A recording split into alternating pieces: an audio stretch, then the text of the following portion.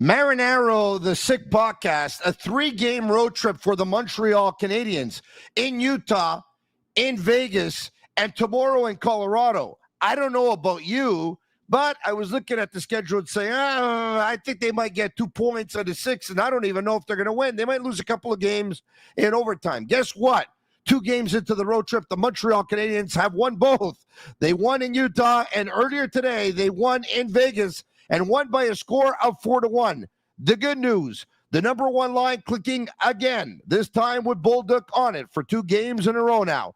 Another great game for Nick Suzuki, Zach Bolduc, Cole Caufield, and Samuel Montembeault in goal, who had his best game in a long time. Just to name a few. There's more than that. Oh, and by the way, if you're wondering about Mike Matheson, you don't have to worry about a contract extension because the Montreal Canadiens announced at around 11 a.m. earlier this morning that Mike Matheson is going to be a Montreal Canadian for the next 5 years.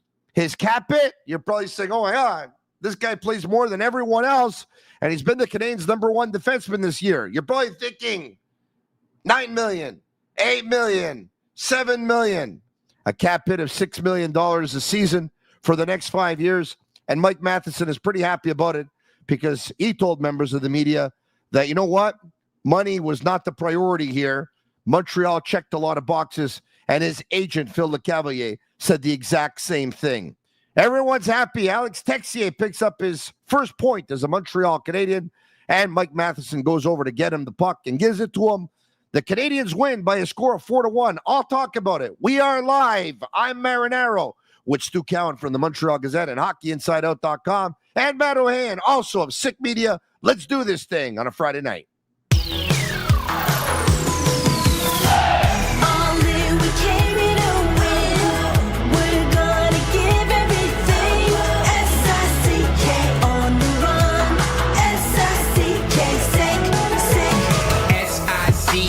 It's the sickest podcast. Tune in for the audio, or you can even watch back. Giving players all the props, or put them on blast. We don't give no hot takes, only talk facts. We're giving all our devotion, riding high on this wave of emotion. Going all out, yeah, cause this is our time. No, ain't no stopping us till we reach the finish line. All in, we came here to win. We're gonna give everything. S-I-C-K on the run. S-I-C-K, sick. On fire, we're ready to fight. We'll bring the house down tonight. S-I-C-K on the run. S-I-C-K, sick. Play it on the car ride, play it when you lounge. X and O, you know that we can hold it down. Shout out to my man Sammy, got it off the ground. And to all the listeners tuned in right now. Got debates, analysis, and speculation. This is sports talk for the new generation. You know where to find us, got a reputation. Sick podcast, your number 1 sports destination. We're giving all our devotion, riding high on this wave of emotion. Going all out, yeah, cause this is our time. No, ain't no stopping us till we reach the finish line. All in, we came here to win. We're gonna give everything. S-I-C-K on the run. S-I-C-K, sick. On fire, we're ready to fight. We'll bring the house down tonight. S-I-C-K on the run. S-I-C-K, sick. S-I-C-K, it's the sickest podcast. Tune in for the audio, or you can even watch back. Giving players all the props, or put them on blast. We don't give no hot takes, only talk back. S-I-C-K, S-I-C-K, S-I-C-K, S-I-C-K, S-I-C-K, S-I-C-K, S-I-C-K, S-I-C-K, S-I-C-K, S-I-C-K, All in, we came here to win. We're gonna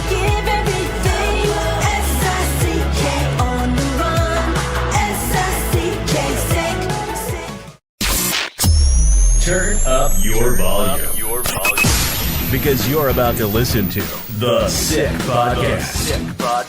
With Tony Marinaro. 55 seconds left in the penalty, a minute and 27 seconds left in regulation time. Boston 4, Montreal 3. Lafleur coming out rather gingerly on the right side. He gives it into Lemaire, back to Lafleur.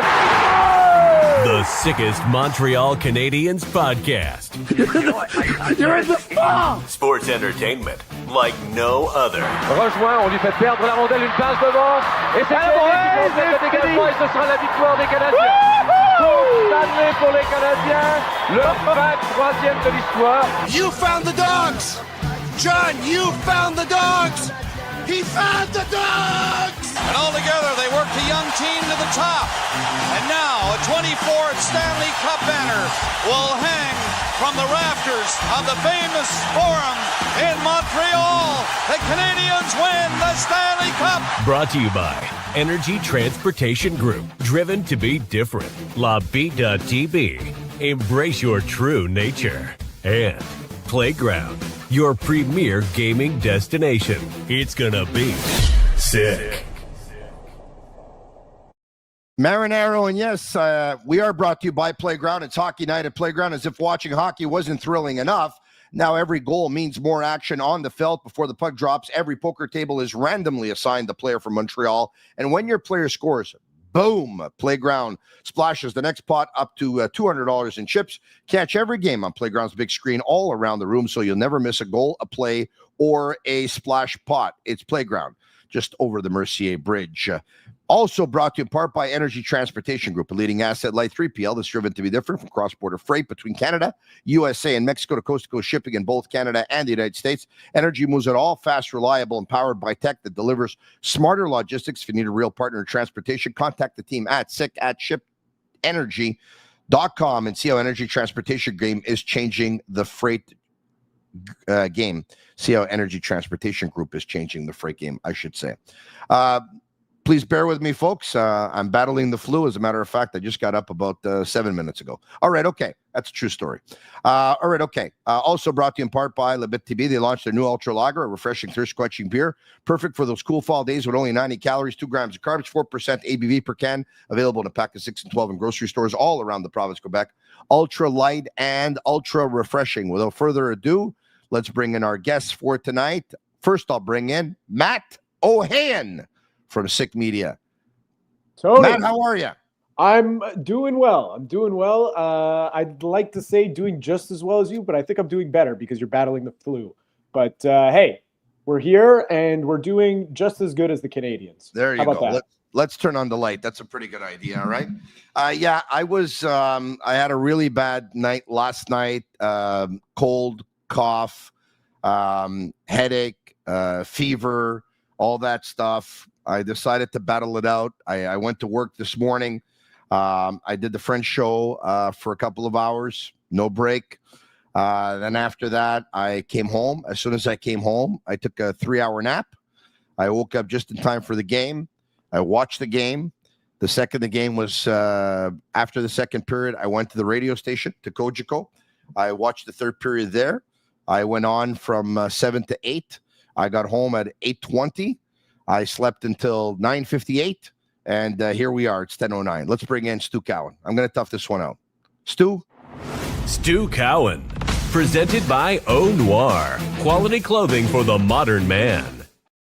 There you have it. You know me, I'm all about confident style and making an impression. That's exactly what you get with Au Noir. Au Noir is every man's one-stop shop. Shirts, pants, polos, suits, or sports jackets, everything is made for comfort with stretch and sophisticated details for the perfect fit, whether you're going for a classic or bold look, heading to the office, a night out, or cheering for your team. Au Noir has you covered because Au Noir isn't just clothing, it's your attitude. Check them out today at aunoir.com, and trust me, once you go Au Noir, you never go back. Stu Cowan, how are you? I'm doing better than you, Tony. My daughter's been battling strep throat, though, so I'm staying away from her. A lot of sick people around these days. Yeah, it's going around, I guess. I'll be okay. You're a warrior. Listen, there's people that put up with a lot worse than this. It's just whatever. It is what it is.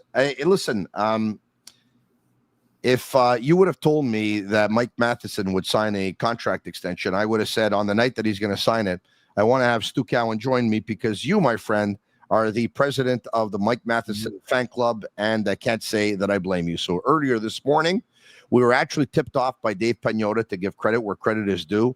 Earlier this morning was probably, I don't know, around 10:15 or so, 10:10 or so, that Dave Pagnotta sent out a tweet basically saying, I'm hearing Mike Matheson and the Montreal Canadiens, it's done. It's a 5-year deal. There will be an announcement later this morning. I don't know the cap hit, but there will be an announcement. And at the top of the hour at 11 a.m. this morning, the Montreal Canadiens, when they like to break news at around 11 o'clock in the morning, put out this tweet that they agreed to terms on a 5-year contract extension with Mike Matheson. And in the release, you find the terms. And let's bring up Puckpedia, if we can. So there you have it. It's Mike Matheson, a 5-year deal at $6 million cap hit. Year one, there's a $2.5 million bonus, a $5 million, $2.5 million base, a $5 million signing bonus. Year two, $2.5 million and a $5 million signing bonus again. Year three, 2.2 and a 3.8 signing bonus. Year four, $1 million and a 3.5 signing bonus. Year five, $1 million and 3.5 signing bonus. Years 1 to 3, a no move clause. Year 4, 14 team, no trade. Year 5, 5 team, no trade. And once again, he's represented by Phil Lecavalier, who's Vinny Lecavalier's brother. Vinny Lecavalier being also the senior advisor to Kent Hughes, the general manager of the Montreal Canadiens. And of course, the general manager of the Montreal Canadiens, Kent Hughes, used to be Mike Matheson's former agent himself. He traded for him, and now he's extended his contract. Stu, it's an amazing contract. So well structured for both sides. I mean, as you said, I've been a Mike Matheson fan since he got here. I've never understood Canadiens fans who were ripping him. You look what he's doing this season. He's a team player, right? He's a key guy on this team. Before the game against the Leafs last Saturday, I'd spoken with Matheson, a veteran guy in this team and a leader, and guys look up to him. And after the game, I said, did you say anything to the players before the game? And he said, actually, I did. He said, guys, we're so lucky to get to do what we do. And sometimes you just need to remember that to take some of the pressure off when the pressure gets really big on a young teams. We're so lucky to do what we do. Go out there, work your butt off, enjoy where we are, realize how lucky we are. And did that play a role in them winning that game? Maybe, because there's so many rookies on this team. I mean, against Utah, they had 6 rookies in the lineup. And he's just the ultimate team player, right? They took him off the number 1 power play and never complained, right? They put him on the PK. Now he's one of the best PK guys in the league. You look at his stats this season. He's averaging, almost 25 minutes a game. In ice time, 24-48. That's almost 2 minutes more than Dobson. 4 goals, 11 assists, plus 14, team leader. And, he took a team discount. There's no doubt about that. I imagine Kent Hughes maybe wanted to give him 1 less year on the deal. He'd prefer 4 or 5 with a 31-year-old guy. But, man, to get a guy like Mike Matheson for $6 million a year, and his comments after the game about how he wants to be here. West Island boy wants to be here, sees an opportunity to maybe win the cup here. His parents get to see their 2 grandkids on a regular basis. His wife lives in Buffalo, not too far away. So money isn't everything for Mike Matheson. And money wasn't everything for Jake Evans when he signed. And money isn't everything for a lot of guys on this team. And that speaks volumes about the culture they're building here and how these young guys want to be here. And they see the potential that this team has and the opportunity to win a Stanley Cup moving forward. And Phil Lecavalier has had a couple of interviews, and Nicolas Cloutier of TVA Sports put out an article. As a matter of fact, he and Anthony Martineau had a chance to talk to Phil Lecavalier, and they're not the only ones.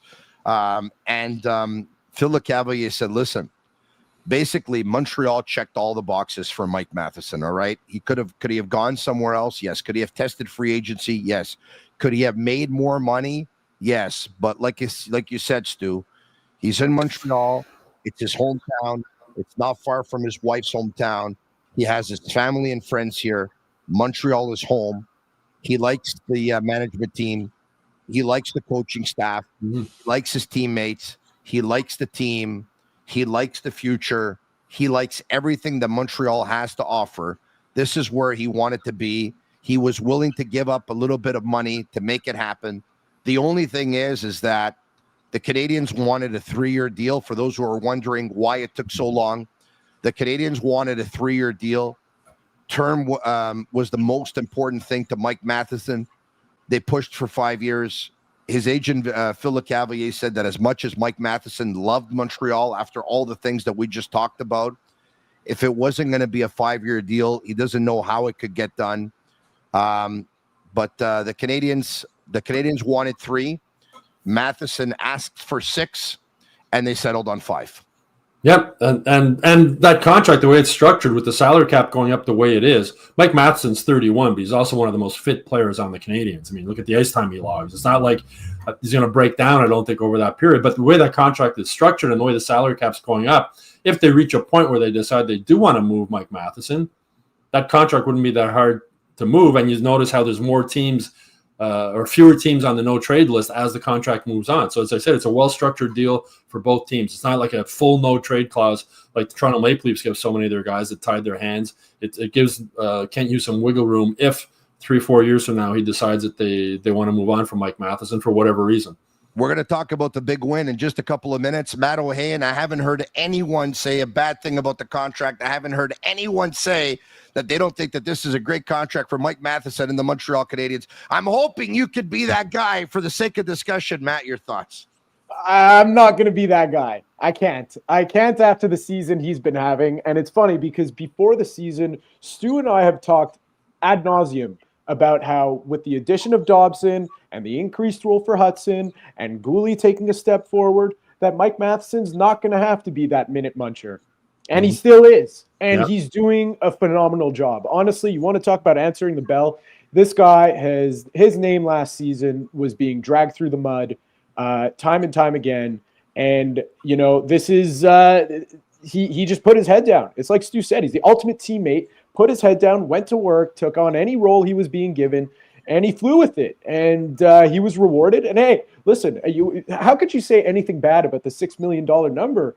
Because, you know, 3-4 years from now, like Stu said, if they want to deal him, $6 million is going to be the new $4 million or $3 million with the way the cap is going up.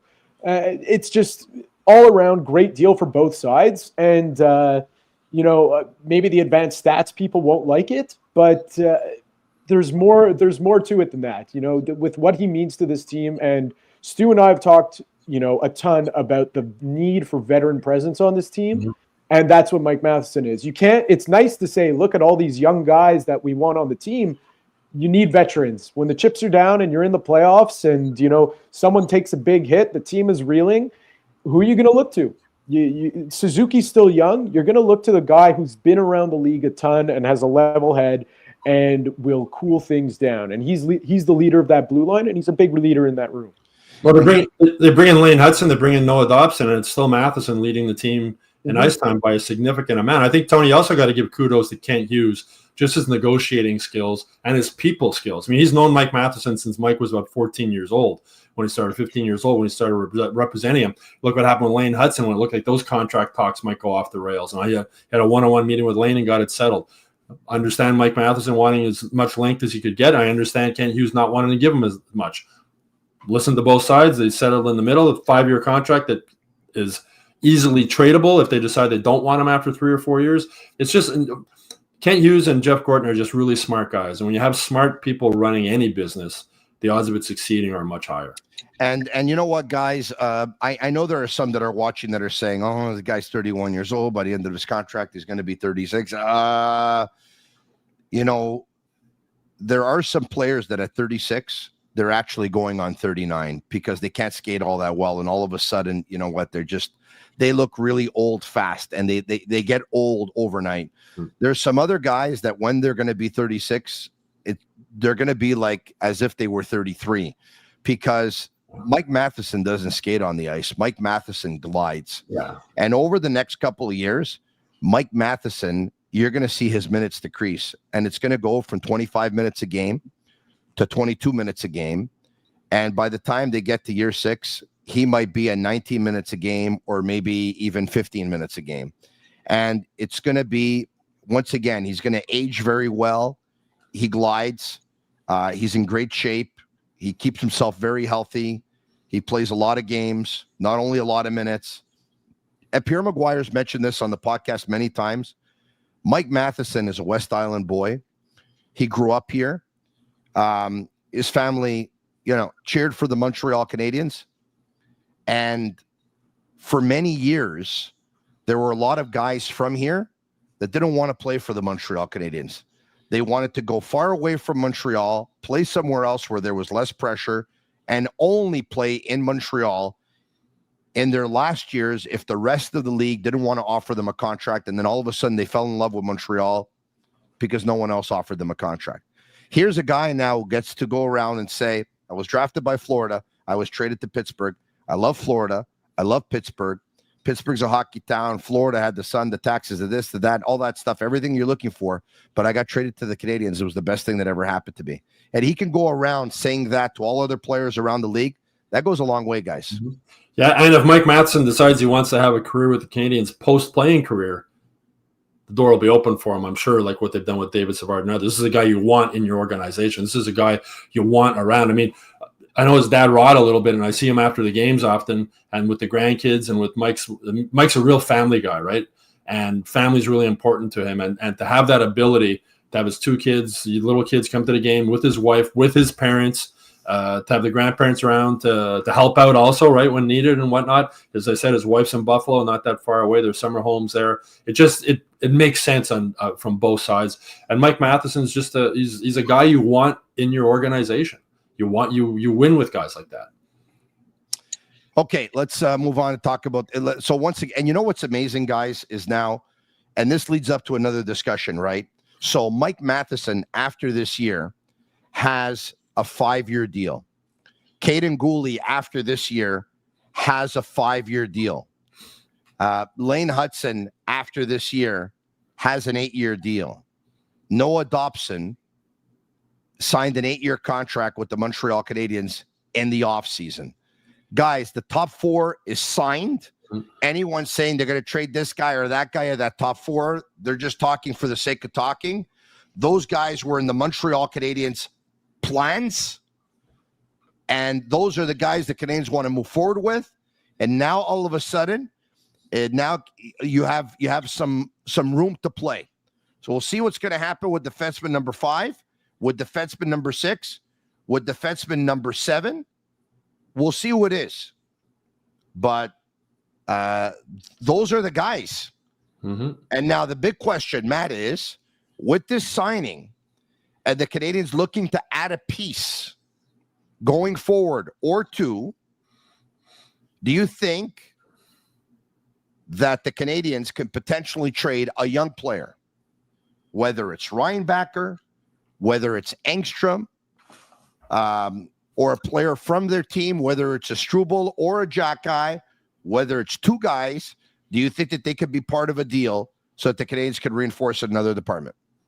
I think so. And I think the 2 guys I'm looking at are the last 2 you just mentioned in Struble and Jack-Eye. I know a lot of people are ready to write off David Reinbacher, but that was Kent Hughes' second pick as GM, second first-round pick as GM of this team. He's not ready to give that up. I don't think he would be. That's his namesake right there. If Reinbacher flops, then that's a big red mark on Kent Hughes' track record. So I think they're still going to give Reinbacher time. I think the other 2, I don't know how high in regard their names are held around the league, but I think the other 2 are the names I would keep an eye on in trade chips if they could get you what their value is. That I don't know. If they want to go big game hunting, then Reinbacher might be that guy. I don't know how much Adam Engstrom's name holds weight in terms of trade value, but he was playing great in Laval. He was playing great in Laval. I think it was the 3rd point getter. I think it was the 3rd leading goal scorer. We saw him in Utah on Wednesday night. Obviously, he was he didn't play today versus Vegas, and Arbor Jack-Eye was in. Texier was in for Jared Davidson. And I think, guys, if you start taking a look at, even we haven't talked about Samuel Blais yet, but with the Canadiens claiming Samuel Blais off of waivers, I think what's going to happen here is that slowly but surely here, you're going to see some of those guys go back to Laval. They're going to further their development. And a guy like Texier, you saw him today, picked up a big assist in the game. Mike Matheson goes over, gives him the puck for the assist, some of those little things that Mike Matheson does. But anyway, well, Adam Engstrom, we didn't see him today. Will we see him tomorrow versus Colorado, a team that can skate, a team that can fly? We'll have to wait and see. On Monday is going to be December 1st. If you still haven't bought your winter tires, time is running out. If you're in Quebec, you have until December 1st to get your tires installed. The good news, they can pick up GT Radial tires at Point S starting at $89 per tire. Visit point-s.ca to shop for GT Radial tires or to find your nearest Point S location. By the way, we have a couple of contests going on at the Sick Media and the Sick Podcast to give away a couple of tickets. And we're giving away a pair of tickets to Laval Rocket game on Tuesday versus the Providence Bruins. So check out our social media, our Instagram of the Sick Podcast, our Facebook, and our application X Twitter. And we're also doing the same thing for a couple of tickets for the Montreal Canadiens and the Winnipeg Jets on Wednesday. This is the night that they're going to honor Andrei Markov. And these ticket giveaways are presented by Cafe Milano. So once again, on all our social media channels, you can check it out, and all the information is there. Who do you got tomorrow between the Canadiens and the Colorado Avalanche?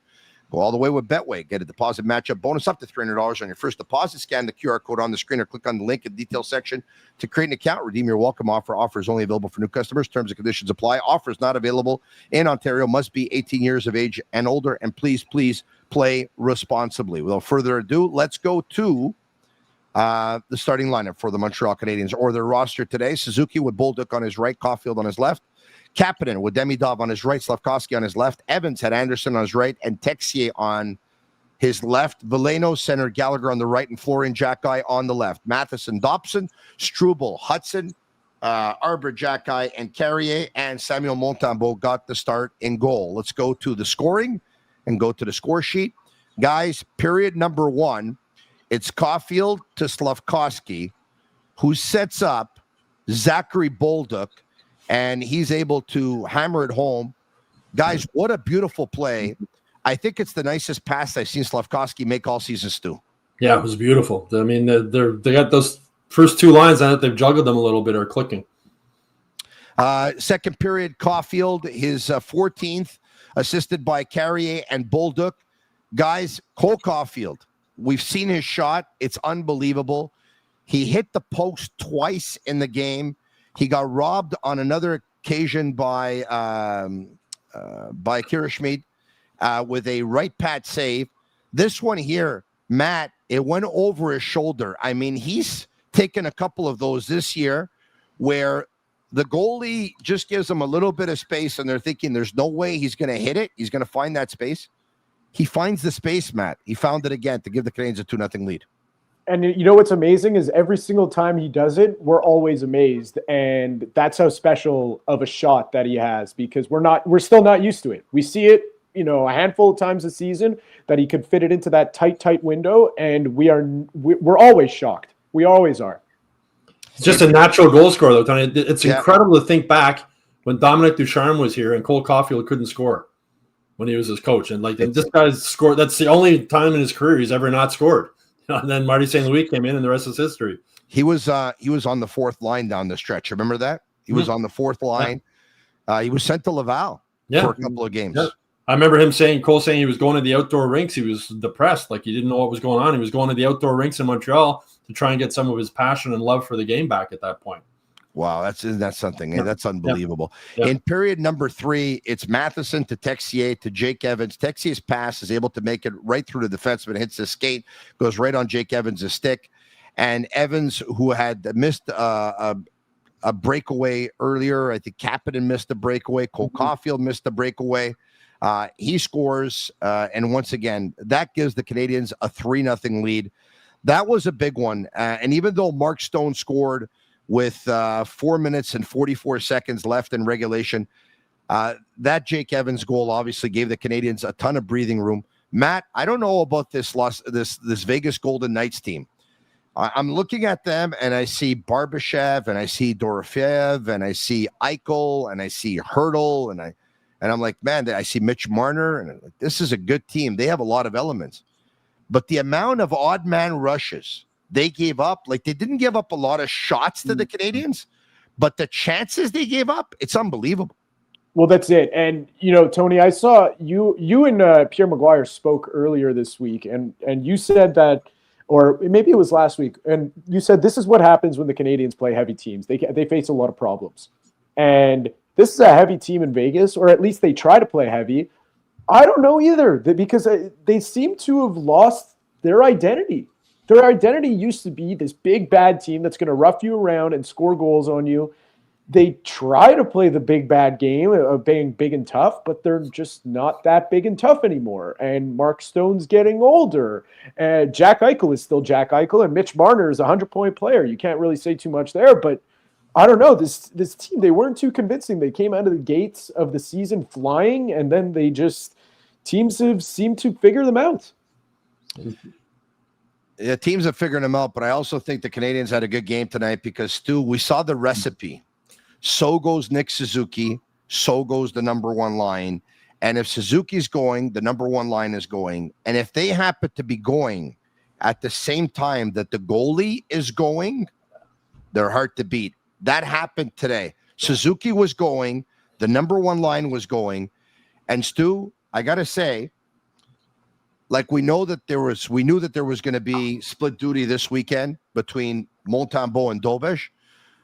And I know that Montembeault played great in Vegas last year and Dobish played great in Colorado last year. But I was like, you know what? I think it's the wrong call here. I think you got to ride the hot hand, which is Dobish. He had won 2 games in a row. Yep. Play him again for the 3rd game in a row and give Montembeault Colorado tomorrow. It doesn't really matter what's going to happen with Dobish tomorrow anymore. The Canadiens have 4 points on this road trip out of 4 thus far. Stu, the right decision was taken because this is exactly what Montembeault needed for his confidence. Montembeault was ready. Stu, I think this is Montembeault's best game in a long time. He's the story of the game today. And I thought they would have started Dobish again today. And I wondered if Dobish played really well today, did they maybe start him again tomorrow back-to-back, just how poorly Montembeault had been playing. But he was solid today. I mean, he was second period of that one play where he gave up a really soft rebound in front of the net and was sprawling, and then he got lucky. And they didn't score. But if anybody deserved to get a little bit of luck at this point in the season, it's Sam Montembeault. And that was the only time really during the game he was really out of position and looked lost a little bit, and they didn't score on it. So, I mean, the flight to Colorado, he must have bbeen smiling. His teammates love this guy too. They'd be happy. And Marty St. Louis also, because they need both of these goalies to be going if they want to have a hope of making the playoffs. They just have to. And it was reaching the point where, like, if Montembeault played really poorly again today, like, you got to start thinking seriously, like, do we call Jacob Fowler up at some point? Just out of, I know they don't want to, but you almost have to if Montembeault was continue to play as poorly as he has. But today will be a huge confidence boost. But hold on a second. You just said something. Let's just say Montembeault would have dropped the ball tonight, and you would have called a Fowler. You would have had 3 goalies?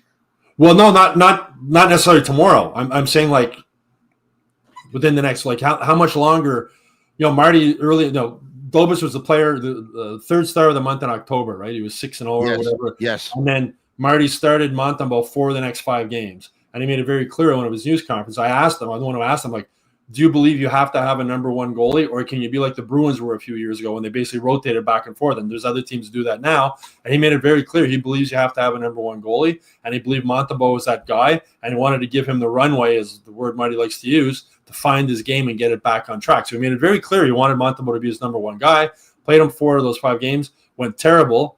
Dobish went like 12 days without playing. Then he started playing terrible, and it looked like he had lost both of them for a while. But now he's got them both back, and it'll be interesting to see what he does moving forward too, because you don't want Dobish sitting out for 2 weeks again either. I think, like, rotating these guys wouldn't be the worst thing in the world to do at this point. Yeah, but they're going to do it They're going to do it for sure, Stu, because once again, if you see the month of December, the Canadiens host Ottawa on Tuesday, and then they host Winnipeg on Wednesday, and the first 3 weekends of the month of December are back-to-backs. Yeah, so they have to have 2 goalies going. That's why I was saying, if Montembeault continue to struggle, you can't just keep putting him back in there, right? I hear you, Matt. Do you think Marty St. Louis has probably changed his tune? Because Stu was saying that when he talked to Marty St. Louis about it and say, hey, can you go with a Boston situation like they had in previous years with Swayman and Ullmark? He said no. He wanted to go with the number 1 goalie, and he anticipated that Montembeault would be that guy. Now, once again, for at least the next 3 weeks here, 3-4 weeks, whatever, till Christmas time, there's going to be a split. There's for sure, because there's so many back-to-backs. After that, do you think St. Louis, if he thought what he thought going back 3 weeks ago, You think he's still thinking the same thing, and he's going to try and get Montembeault that runway starting January or starting last week of December? Or do you think he's probably more resigned to going with a 2-goalie system right now?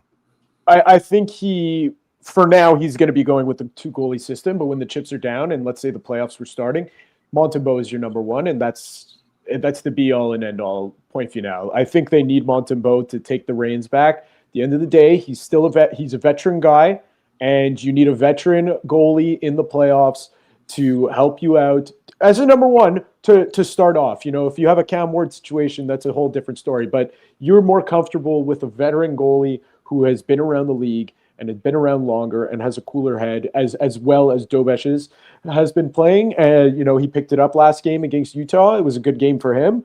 But I think in an ideal world, in Martin St. Louis' world, that Montembeault is the number one guy. I'll say this. Montembeault's calm earlier today, his demeanor earlier today, the fact he didn't lose his net at all earlier today, his lateral movements. I spoke with Stéphane Waite, former Montreal Canadiens goalie coach, earlier this evening when we were doing radio together, and he said that he found in period number 1, Montembeault was spitting out a couple too many rebounds, but after that, as the game went on, he started to get a lot more comfortable. The second Montembeault started to get more and more comfortable, more and more into the game, I haven't seen Montembeault or even Dobeš play like that in quite some time. Like, that's one of the best. Once again, he didn't steal the game, as Stéphane Waite put it earlier tonight on radio. He said, and Stéphane Waite was saying, he said, when he was goalie coach in Chicago and he was goalie coach for Carey Price with the Canadiens, he had this thing where he thought he wanted his goalies to be a factor in 8 out of every 10 games they played. And every now and then, you help the team win. In 8 of those 10 games, you have to give your team a solid chance to win. And every now and then, you're the reason why they won. And he said tonight, Montembeault wasn't the reason why they won, but he gave his team a chance to win tonight because he made some big saves. And I thought that was really well put by him. Anyway, I look forward to I think what helped him too today, Tony, is he had so many shots in the first period. Because he had talked about that when he was struggling. There was a couple of games he only had like 5 or 6 shots in the first period, and he wasn't getting into it. He had a lot of shots early, and he had a lot of good scoring chances against them early. And I think that got him into the game and also got his confidence up. Funny you bring that up because I was also with Guillaume Lefrançois earlier this evening when we did radio together. He was there as well. And he gave us some stats of Montembeault since he's been here. And obviously with the Canadiens getting better and better every year, he keeps on facing less and less shots every year. But he does better when he's busier, like you just said, Matt. And I said to Stéphane Waite, I said, Stéphane, are there things that Montembeault can do then when he's less busy to try and be just as effective as when he is busy? And he says it's not an easy thing to do. You got to work really hard at it. One of the things I tell my goalies is try and be into the game as much as you can. On nights where you're not as busy, try to communicate with your defense more than you usually do. Try and communicate with your teammates more than you usually do. Try and keep busy even when you're not busy.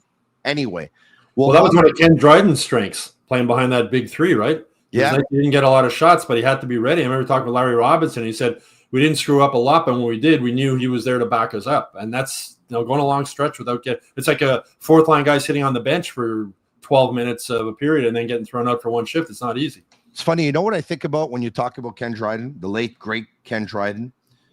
He had some tough games versus the Russians, right? Yeah, New Year's Eve. Yeah. And everybody remembers New Year's Eve, and I think the shots were 33-13 or whatever it was. Some people end up saying there were 50 shots. It wasn't. I think it was 33-13 or whatever it was. I don't know. I'll try and find those stats. Yeah, Canadians should have won that game. Yeah. They should have. But the Soviet Union back then were almost kind of like the Canadians have a little bit of what that Soviet Union had back then. Everyone talks about the fact, Matt, that the Canadians don't shoot a lot, but the Canadians have so much talent. They have so many guys that play east-west. They do such a great job of passing the puck around, and they have some real snipers now that they got quick strike offense, the Canadians. They don't need 8,000 shots a game to manufacture offense. If you give them 20 shots and 7 or 8 scoring chances, they can score 4 goals and win the game. You saw that today. That's what they have right now. You saw that today. You saw that versus Utah as well. Utah doubled the Canadians in shots last game, doubled them. But yet the Canadiens scored 4 and won the game. So I think the Soviet Union had that. And I think the Canadiens have that too. One of the things I find interesting with the Canadiens, and Marty talks about this a lot, how he likes to change lines with possession. And you see it all the time. They'll have the puck, they'll come up to the blue line, the defenseman will circle back, go behind the net with the puck, wait, and then they do a full line change. And they come out and they come up the ice as a group of 5. And it used to be a lot of times you would see defensemen stop behind the net with the puck. But we haven't seen that for a long time. And that's something the Canadiens do a lot when you're watching the games this year. Get the puck, go back in their own zone, go behind the net, defenseman waits, and they do a full line change, and then they come up as a group of 5. And it's quite interesting the way they do that. And that's one of the reasons I think they're maybe not getting as many shots as some other teams. Let's go back to the score sheet if we can. All right, so Mark Stone left all alone in front. It's one of the, I think it was Noah Dobson who left his position. Matheson was by the left boards, and he said, you know what, let me go help him out. Almost a little bit like Carrier did the game in Utah when he decided to go help out Noah Dobson. So the Stone was left all alone, unattended, and he picks up a pass right in front, a couple of really good moves in close, beats Montembeault to break his shutout. And then, guys, Juraj Slafkovsky in an empty net. This guy wanted this one badly, had a goal call back the other night in Utah. Guys, you know what I loved about Slafkovsky's game today? And I love Bolduc's game too, obviously, because the number one line, it's funny, Mark Dumont was on yesterday. And even though the line of Suzuki, Caufield, and Bolduc had a great game in Utah, Mark was saying it's a small sample size, but still, the line is not as effective as it used to be when Slafkovsky was on it. And actually, the line of Kapanen, Demidov, and Slafkovsky is not as effective as when Newhook used to be on that line. But now there's another game, and I thought it was a good game for Slafkovsky again, and I thought it was a good game for the Suzuki, Caufield, Bolduc line again. You know what I liked about this, guys, is that I would imagine that Slafkovsky wasn't enamored when he found out he was going down to the second line and leaving the first line. I mean, everyone wants to play with Suzuki and Caufield. Let's put the cards on the table. Although playing with Demidov's not too bad either. I get it. Yeah. But chances are your probability of picking up points are less. But St. Louis recognized that Slafkovsky worked really hard earlier today, Matt. And he put him back on the ice with Suzuki and Caufield with 4 minutes left in the game. And I also think he put him back on the ice because he feels Slafkovsky's more defensively responsible right now than Bolduc is. Let's not forget, Bolduc's just a second-year player, right? Slafkovsky's entering his 4th year now. And he also put him on the ice in an empty net. And so even though Slafkovsky is no longer on the number one line, he gives him the ice time. He gives him a couple of candies here and there. He keeps him happy, Matt. It's also, he gives him added responsibility. I think, we all spoke at the beginning of the season. Everyone talking about the Habs was saying, when is Ivan Demidov going to go to that top line? And when he does go to that top line, Juraj Slafkovsky is going to have to step up. He's going to have to step up and carry a line. Well, it's not Ivan Demidov that went up. It's Zachary Bolduc that went up. And Slafkovsky dropped a line, and he took it in stride. It's added responsibility on his plate. He has to be the straw that stirs the drink on that line. That line, I know Demidov is fantastic. He's phenomenal offensively. Kapanen has been a great surprise this season. Slafkovsky, he needed to show that he can play a defensive game with those two guys, that his defensive game was sharp, and that he could still stay engaged offensively while keeping a defensive mind. And he did. And he's really answered the bell, and it's been fantastic to watch. Well, St. Louis is a great communicator, and he's a great salesman. I'd love to know how he sold this to Slafkovsky, because Slafkovsky didn't look like he was sulking with those guys. He actually looked like he's having a lot of fun playing with them. He's carrying the puck more through the neutral zone. He has the puck on his stick more often, it seems. He really seems to be having fun playing with these two young guys. I wrote a column earlier this week. It sort of brings back memories for old guys like me of that old kid line the Habs used to have with Rise, Raoul, Lambert, and Tremblay, and how the energy they fed off each other and how important that was to the team. So, Marty's been around Slafkovsky enough. He knows him as a hockey player, knows him as a person, and I'm sure the way he sold it to him, that Slafkovsky, maybe he wasn't thrilled about being taken off the number one line, but he certainly doesn't look like he sulked going down there, and that kid line has been very effective. I have an opinion on this too. And by the way, it was 38-13 the shots for the Montreal Canadiens versus the Red Army back on New Year's Eve 1975. 38 for the Canadiens, 13 for the Red Army. Guys, when a coach puts a player on the ice in the final minute, goalie pulled, you talked about added responsibility. With Newhook out, the Canadiens lost a penalty killer. And last year, Josh Anderson was given a role on the penalty kill. And he was given a role in the penalty kill because he was no longer on the power play. Now, I don't think Slafkovsky is going to be given a role in the penalty kill right now because he's still part of the power play. But if he wasn't, Slafkovsky he's starting to show elements of his game that lead me to believe that he can kill penalties. And once again, I mean, but if you have to, with all the ice time that Suzuki's getting, and they got Suzuki sometimes playing the full 2 minutes of the power play, if you put him on the penalty kill as well, if you're going to use somebody on both special teams, you might want to think of Slafkovsky on power play and on penalty kill because he's going to get less minutes than a Suzuki would get during the game. So you're giving him some added responsibility. Anyway, it's something to watch out for. Let's take a look at a couple of stats. But before we do, Sick Podcast brought to you in part by Bittt Tibi, launched their new Ultra Lager, refreshing, thirst-quenching beer, perfect for those cool fall days with only 90 calories, 2 grams of carbs, 4% ABV per can, available in a pack of 6 and 12 in grocery stores all around the province of Quebec. Ultra light and ultra refreshing. Oh, and by the way, I don't think we've talked about this yet, but guess what? The Montreal Canadiens are once again back in a playoff spot. The Canadiens hold the second spot in the Atlantic behind Tampa, who's got 32 points in 24 games. The Canadiens have 29 points in 23 games, 1 point more than the Ottawa Senators, who have played one more game than the Canadiens. And by the way, Ottawa will visit the Canadiens, and Brady Tkachuk will be with them. Ottawa will visit the Canadiens on Tuesday. Ottawa visits the Canadiens on Tuesday, so there's something to look forward to see Brady Tkachuk. That'll be fun. Earlier this evening, the Rangers beat the Bruins by a score of 6-2. The Lightning beat the Red Wings by a score of 6-3. By the way, the Canadiens' next opponent, the Avalanche, lost 3-2 in a shootout to the Minnesota Wild. The Flyers beat the Islanders 4-3 in a shootout. The Devils shut out the Buffalo Sabres by a score of 5-0. That's unbelievable. Huge fight, Tage Thompson and Stefan Neeson in that one. The Panthers had 40 shots on goal, but lost 5-3 to the Calgary Flames. The Senators lost 4-3 to the St. Louis Blues, pardon me. And in terms of the teams in the East, the Capitals beat the Toronto Maple Leafs by a score of 4-2. The Hurricanes beat the Jets by a score of 5-1. So many games today, of course, with it being Black Friday in the States, and the Penguins in overtime beat the Columbus Blue Jackets by a score of 4-3. All right. Okay. These 4 points the last 2 games, Tony, are huge. When you look at huge Atlantic Division, first to fifth place is 5 points difference. It's crazy. It's going to be like that, I think, right till the end. These points, you get them in the bank now, especially on the road. Tough road games are huge.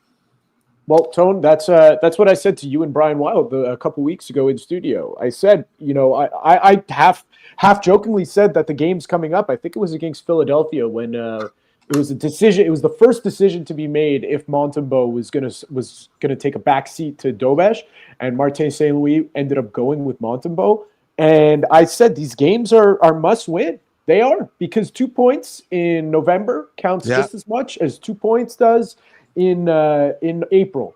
And you got to bank them now, because we're seeing, you go on these skids like the Canadiens have, you could lose ground very, very quickly. And these games are incredibly important, and that's why each game, it really does feel like every game up until April, whatever, the first game of the playoffs is a playoff game, because all these teams are going up and down the standings nonstop. Yeah, especially these last 2, because now you go to Colorado, back-to-back afternoon games, back-to-back against the best team in the NHL. And as you said, Tony, earlier, like if they lose tomorrow, it's sort of like that's when you don't want to say they can afford to lose, but it's not the end of the world they lose tomorrow. You come back with 4 to 6 points on this road trip, and losing back-to-back game to the Colorado Avalanche. There's no shame in that, right? And then you come back home taking 4 out of 6 on this run. If they end up to beat Colorado, wow. Yeah, guys, I want to take a look at the event summary. And by the way, before we do, I just sent Shane Gaumont the schedule for the month of December for the Montreal Canadiens. All right, okay. That's the month of November. No, that's not the one we want. We want the one of December. All right, okay. Give me a second, and we'll be able to bring it up. The month of December schedule.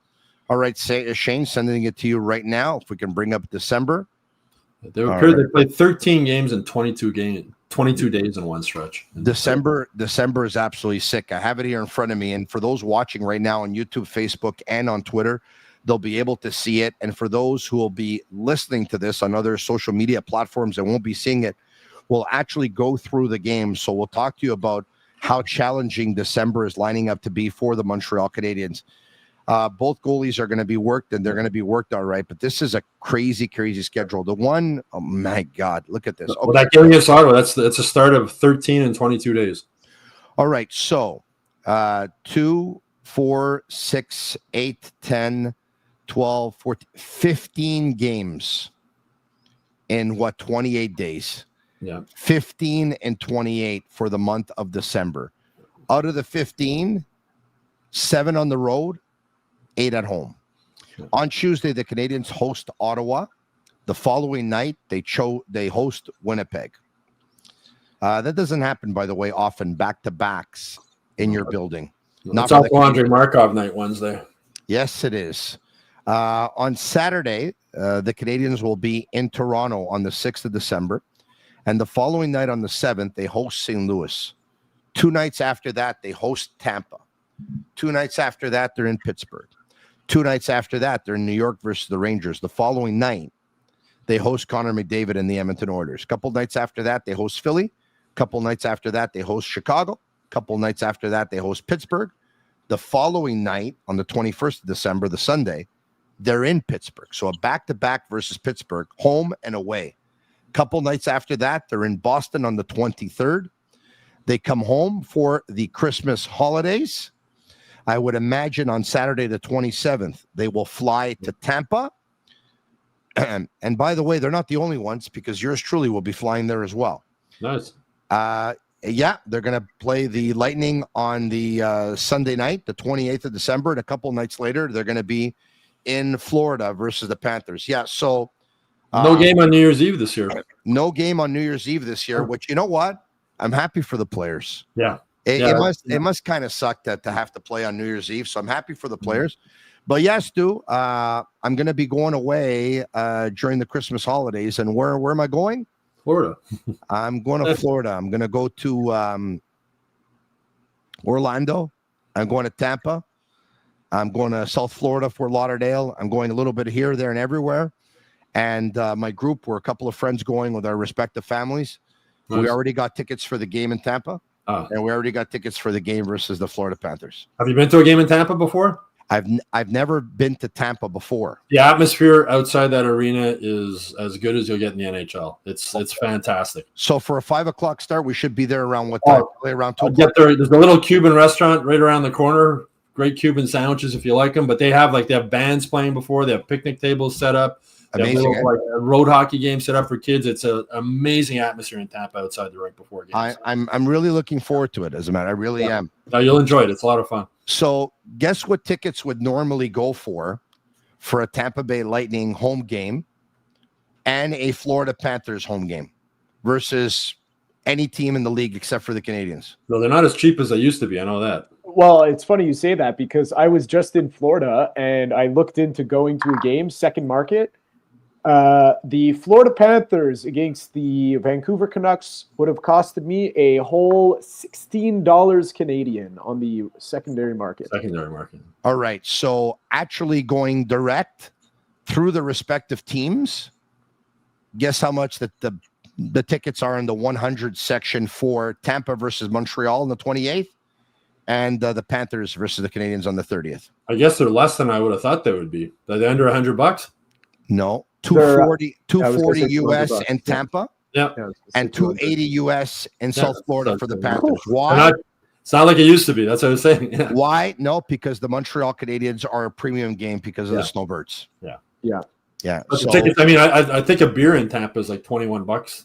The last time I was there, which it's a bottle of water in Florida is like $8. It's crazy. Winning jacks up ticket prices. but you know what? Take the Riverwalk going to the rink in Tampa. Also, it's gorgeous. The Riverwalk, eh? Yeah. I'm not going to be staying too far from the hotel. So anyway, I'll take you up on it. Let's go to the event summary.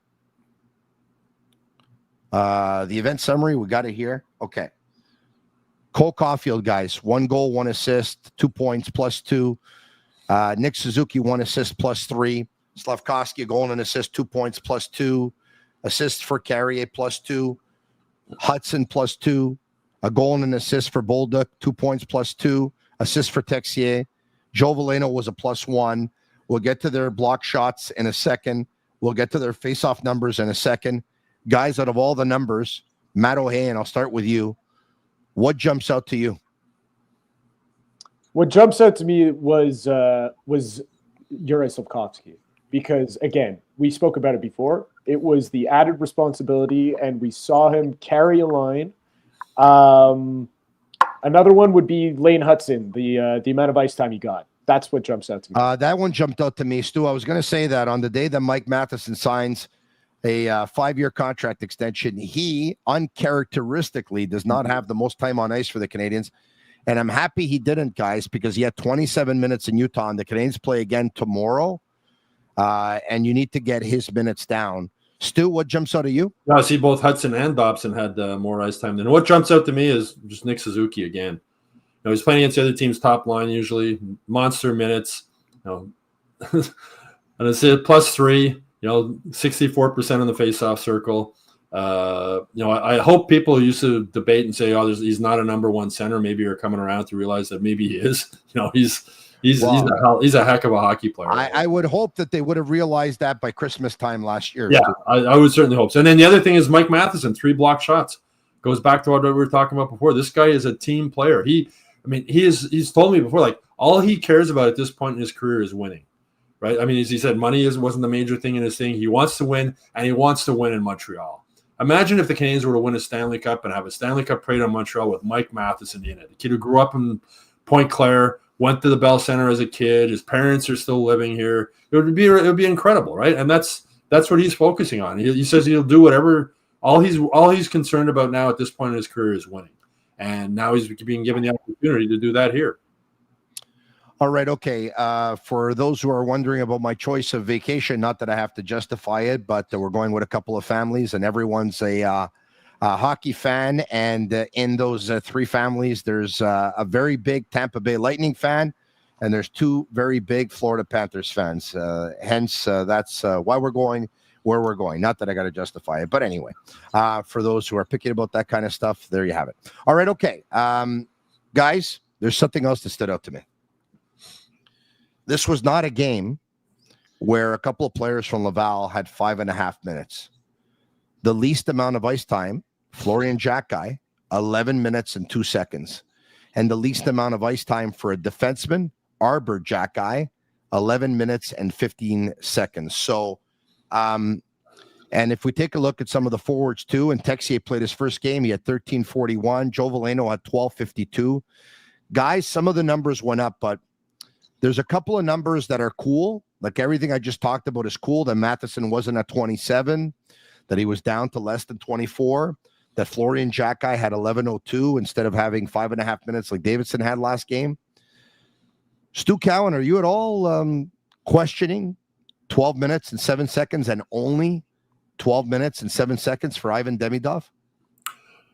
Game situations, right? I mean, Marty, I don't know if he 100% trusts him still defensively. He mentioned that's one of the reasons. I was talking to Marty before they left, and he said that's one of the reasons he has Kapanen as a centerman, because he doesn't want he doesn't want them enough to not take calculated risks, right? And he says he doesn't cheat the game. He's not like goal sucking at the or anything like that, but he takes calculated risk, and he doesn't want him to stop doing that. And that's one of the reasons he has Kapanen on the line, because Kapanen will back him up and defend them. So I think it's just a case of Marty in a tight game against the team, an experienced team like Vegas. I don't think he 100% trusts him yet when they're sort of protecting a lead in the third period. So I think that would be the reason why. I don't think there's anything to get worked up about. He's a 19-year-old kid. It's easy to forget that, right? Guys, there's something else that stands out to me. Arbor Jackai, I thought, played a good game today. I thought Arbor Jackai played a good game last week versus the Toronto Maple Leafs, too. He played it simple, didn't beat himself, never was caught in a bad spot. Even Arbor Jackai playing a good game, he still got 5.5 minutes, almost 6 minutes less than Struble. Matt, not that we hadn't figured it out, but when Goalie does come back, unless a guy like Struble is moved, for example, Arbor's the odd man out. Now, my question to you is, we talked about their top four. It's under contract for the next 5 to 8 years. Things can change with 5, 6, and 7, and Engstrom and Reinbacher are knocking on that door, and Struble and Jackai especially can hear them coming from a mile away. Is there going to be movement there? Do you see? Pierre Maguire mentioned to me a couple of days ago, he said Engstrom and Reinbacher will pass Struble and Jackai, but I'm keeping Arbor Jackai to be my 7th defenseman going forward. Matt, your thoughts? I like it. I mean, listen, I don't know about Engstrom. I need to see more. That's number one. I know he's done really well in Laval. He's made me, pop out of my seat in Laval. But I need to see more at an NHL level from the guy. I think Arbor Jackai there's something about him that I feel NHL circles really value. It's the combination, size, toughness, and ability to play the game. Because he's not, remember in his rookie season, everyone thought he was a fighter who could play hockey. No, he's a hockey player who could fight. There's just something about him that it leads me to believe if you give up on Arbor Jackai, you might regret it because he possesses something that this team needs. Tony, you were saying he played well today. The fact he had more limited minutes might have something to do with that also. I think Marty St. Louis realizes that the more he might not be able to handle the extra minutes, and maybe his game falls apart a little bit when he does get those extra minutes. When we were talking earlier about who other teams might be interested, I think other teams would have a lot of interest in Engstrom. When they called him up, they called up Mark Delgaizo 3 times already this year, and he never played, right? They just went on the road. They needed to have an extra body in case somebody gets hurt, right? And they called up Engstrom, and I thought it was going to be maybe the same thing. They were just calling up, let him be around the team. They weren't going to play him. And then they played him right away. And I wonder how much that might have been even showcasing him. I know the last 2 games at the Bell Center, the Predators have had 2 scouts at both games, including their head pro scout. So they were looking for something, right? And maybe teams are saying or asking the Canes, maybe the Canes, so let's put Engstrom out there and show people what he can do in an NHL game. I asked myself the same question. And then they went right back to Arbor today. So that made the window. That made me wonder if maybe they were showcasing. It's not like Engstrom played bad yesterday, but they pulled Jackai out. And maybe they told Jackai, we're talking about Marty being a great sales guy. We're sitting out today, but you're going to play again tomorrow. And they put Engstrom in for that game. And if the NHL scouts were wanting to see what he was like in an NHL game, they got an opportunity to see that. So I'm speculating, but that might be why Engstrom played yesterday and Jackai didn't. I think Jackai, people think that Jackai is Marty's whipping boy, and I don't think he is. I think Marty looks at Arbor as a real project, and Marty's a smart guy, and I think maybe he figures Arbor's a better defenseman playing 11 minutes a game than he is playing 15 or 16 minutes a game. Yeah, having said that, I take a look at the chat, and Arbor's clearly a fan favorite, rightfully so. Everybody loves the guy. But having said that, just take a look at the ice time. It's clear that the coaching staff has more confidence in Jaden Struble than they do in Arbor Jackai. Well, if you go back, though, Tony, Struble's a second-round draft pick, and Arbor Jackai was never drafted, right? I mean, it's not the be-all and end-all of where players end up, but there was obviously scouts saw more talent in one guy than the other guy at that point in their careers. Yes, they were both, by the way, under the Marc Bergevin regime. We're going to see how it plays out. But once again, I mean, a big reason Arbor's here is because of Michael Andlauer, right? Because he owned the Hamilton Junior team when Arbor was playing there and was a big fan of his. And when he was part owner of the Canadiens, he played a role in getting Arbor an invitation to a rookie camp or development. And then he went from there and he made the team. So, like, Michael Andlauer is one of Arbor Jackey's biggest fans. They won the championship that year, I think, in Hamilton in the OHL or something, right? And Jackey goes to camp, and if memory serves me well, Mike Matheson and Joel Edmondson were hurt. And he hit everybody and fought everybody and just and then ends up making the team, and then ends up giving Zach Cashin a beating, then becomes the fan favorite, and there you have it. All right, okay. Let's take a look at the hockey stat card, guys. Last thing here. Here you have it. The stat card tells you everything you need to know. Cole Caufield was the most effective Montreal Canadiens forward today. On par, just slightly ahead of Nick Suzuki. Bolduc was third. Slafkovsky was fourth.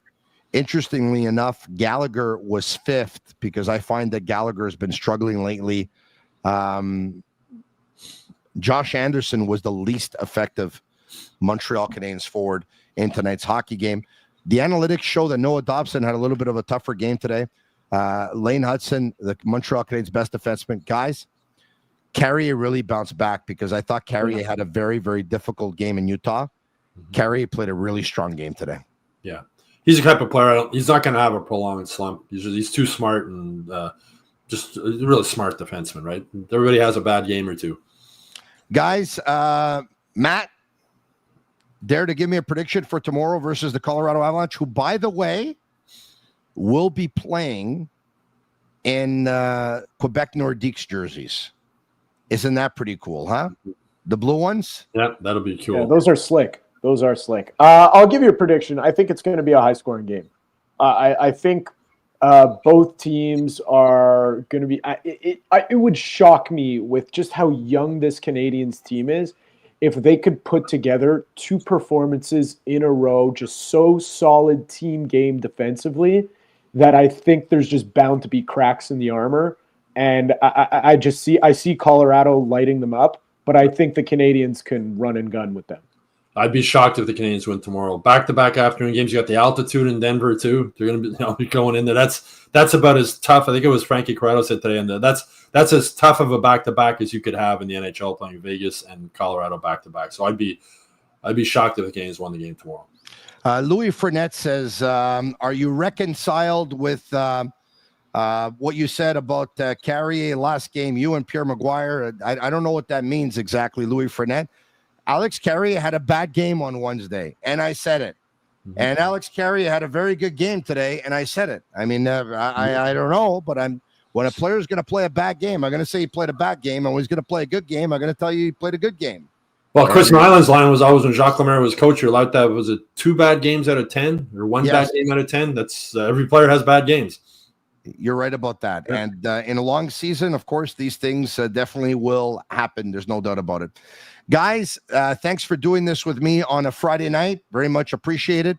And by the way, Kojiko Radio asked their listeners, because via radio, the listeners cannot see the Quebec Nordiques jerseys, but they asked their listeners if they would like for the Colorado Avalanche, just for tomorrow, to be called the Quebec Nordiques during the radio broadcast.